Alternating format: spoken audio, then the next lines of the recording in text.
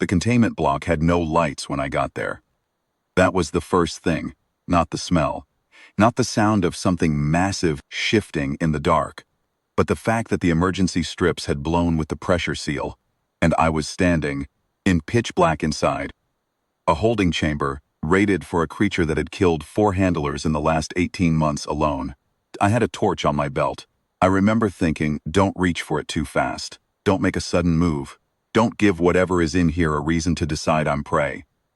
I was a maintenance contractor, 14 years patching pressure seals, rerouting coolant lines, and fixing things the Drethari military had broken through sheer institutional stubbornness. I was not trained for this. My emergency clearance topped out at level 3, which covered toxic atmosphere and minor electrical. The Maw's containment block was rated level 9, which I later learned was a category the Drethari had invented specifically because they ran out of numbers. The drill had gone wrong in the simple, cascading way that drills always go wrong. A secondary seal blew on sublevel 4. The automated lockdown sealed the corridor behind me before I could get back through it. The handling team that should have been in position was on the far side of a bulkhead that would not open for 40 minutes. I was the only warm body inside the block, and the thing at the far end of it had already heard me come in. I heard it move. That's the only word for it, move. Like a geological event deciding to stand up. Vibration came up through the soles of my boots before the sound reached my ears, a low sub-bass rumble that my chest felt before my brain processed it. Something very large was crossing the floor toward me in the dark. I did not run. I want to be honest about why I didn't run, because it wasn't courage. It was specific paralysis of a man who has read enough incident reports to know that running from a Vorrkai war beast triggers its pursuit response, and that a Vorrkai war beast in pursuit response covers 40 meters in under 2 seconds. The corridor behind me was sealed. There was nowhere to run to. I stood still because standing still was the only option that didn't immediately guarantee my death. The Maw stopped 3 meters in front of me. I could feel its breath. Warm, and carrying a smell like hot iron and wet stone. In the dark, I couldn't see it, but I could map its presence by the displacement of air. Enormous, low to the ground, and completely, utterly motionless. I reached for my torch, slowly, the way you move when you're diffusing something. The beam hit 4 amber eyes. They were set in pairs, upper and lower, spaced wide across a skull that was roughly the size of my maintenance locker. The hide was storm gray and armored in overlapping ridged plates, the kind of thing that had reportedly turned aside anti-personnel rounds at close range. The Maw was not fully grown. I found that out later, which did not make me feel better, and it was already larger than the Drethari assault carriers I serviced in the North Bay. It looked at me, not at my torch, not at the noise I'd made, at me. The way a thing looks at something when it is trying to categorize it. I said very quietly, easy. I don't know why I said that. It's what I say to pressurized lines that are about to blow. A habit, an instinct, the word my hands reach for when something is on the edge. It came out low and even, no spike of fear in the voice, because I'd pushed the fear somewhere behind my sternum, where it could wait. The Maw's 4 eyes tracked the sound, then it sat down, not lowered itself to spring, not crouched, sat, haunches down, enormous armored weight, settling onto the floor of the containment block, with a sound like a cargo pallet being set down, and then it held still and looked at me the way a dog looks at the person holding its leash. Except I was not holding anything. When the handling team got the bulkhead open 40 minutes later, they found me sitting on an equipment crate I'd pulled from the wall. The Maw was 2 meters away, facing the same direction I was, and it had not moved since it sat down. Senior Handler Privet, a Drethari veteran with more certifications than I had years of employment, stood in the doorway for a long moment before he said anything. What he said was, how? I told him I had no idea. Commander Orith Seld ran the Vorrkai Handler program, which meant he ran the 9 surviving handlers, the containment block, the feeding rotation, the training logs, and a budget line that represented more credits than I would earn in 4 lifetimes. He was also responsible for the program's public record, which included 11 handler casualties over 6 years, and a growing body of internal documentation suggesting that the Maw could not, in any practical sense, be controlled. He did not like me. I understood that. I was a level 3 maintenance contractor with grease in my knuckles and a Drethari work colony accent, and I had walked out of his containment block alive when 4 of his certified level 9 specialists had not. That was, from his perspective, not an outcome. It was an insult to the institutional logic he had spent a decade building. He put Privet on the next assignment with the Maw. The Maw put Privet through the observation glass. Nothing fatal. Privet was good enough to read the wind and get mostly clear. But Seld had to file another incident report, and the conclave oversight auditors had flagged the program for review. They were sending a team in 18 days. The Maw, in the meantime, had developed opinions about where it wanted to spend its time. It wanted to spend its time near me. I noticed it first when I was running a diagnostic on the sub-level 4 coolant feeds.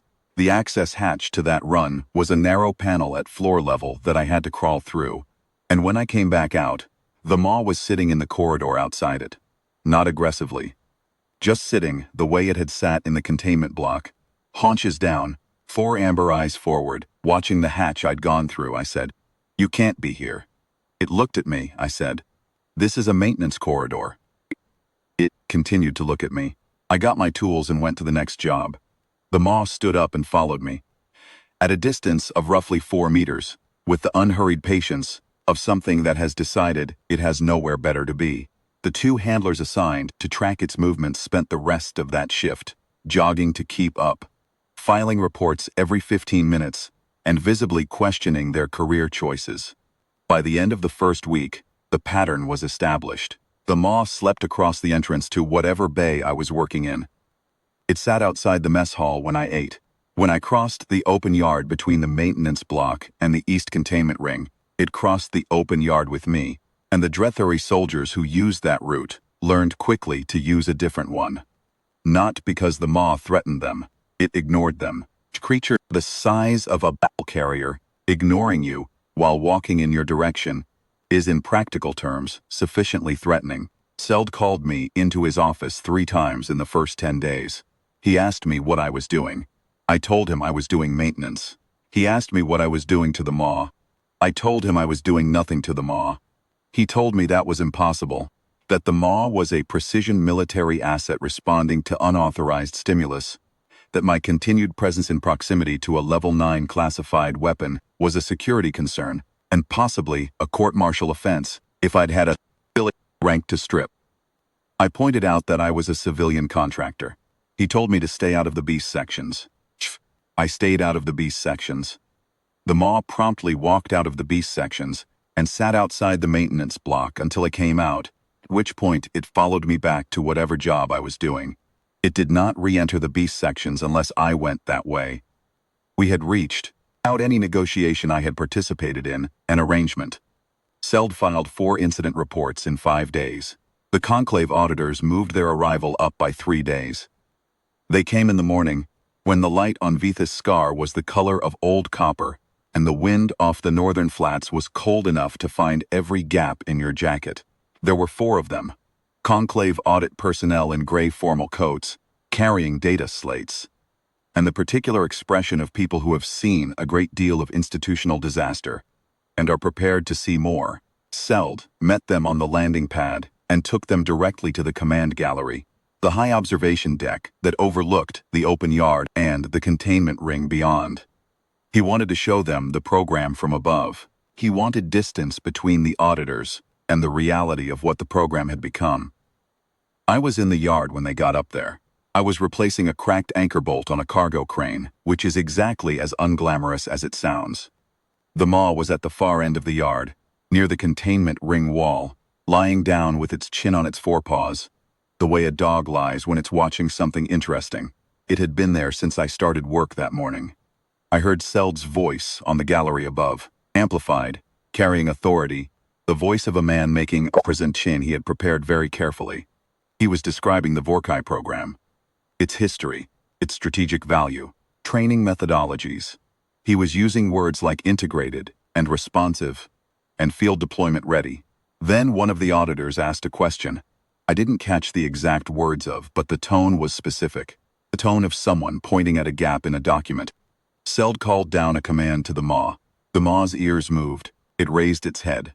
It looked at Seld on the gallery, with the same calm, categorical attention it had given me in the dark of the containment block on the first night. Then it put its chin back on its forepaws.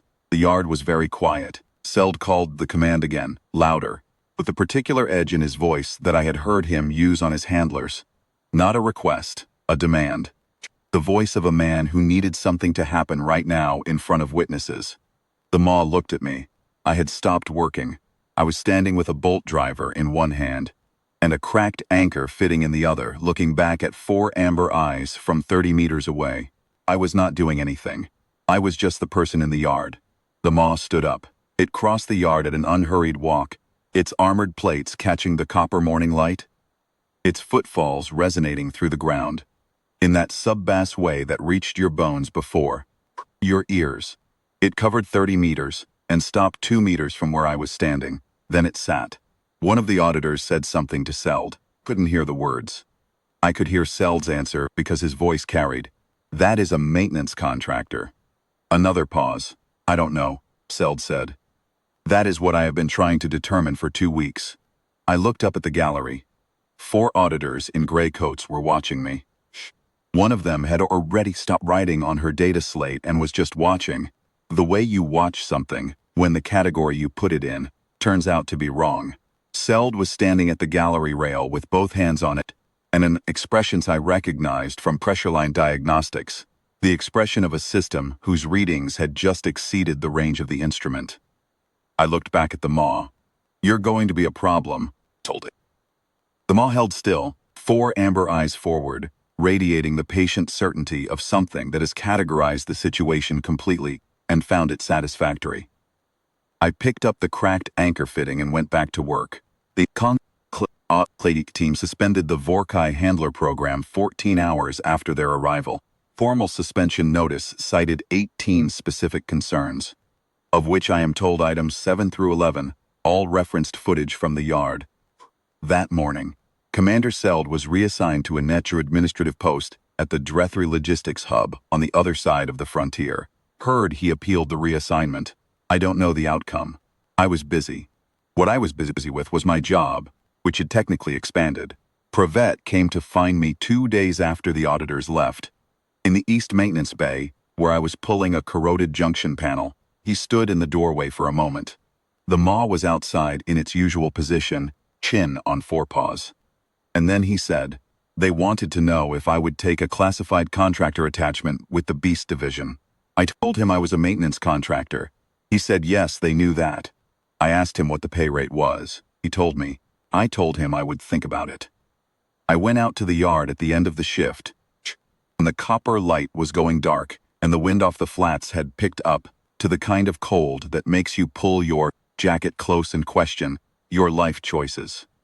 I sat on the cargo crate I'd started using as a bench, the same one I'd pulled from the wall in the containment block on the first night, and I ate my evening ration and looked out at the northern flats where the storms came from. The Maw came across the yard and settled beside the crate. It lowered its massive head onto my thighs with the slow, deliberate weight of something that has chosen and is not interested in revisiting the choice. My hand on the ridge of armor plating above its nearest eye. It was warm and slightly rough, thick, and the amber light in all 4 eyes had gone half-lidded in the way I'd learned meant what it meant. I had 11 dead handlers, worth of institutional documentation, telling me this creature could not be managed, could not be directed, could not be integrated into any program that expected compliance. I had the weight of its head on my legs telling me something different. Not compliance, not taming. Something older than either of those words. I told it I was probably going to take the job. The Maw closed all 4 eyes. Out on the flats, the storm that had been building all day broke against the northern ridge and lit the sky in 3 colors of lightning, and neither of us moved.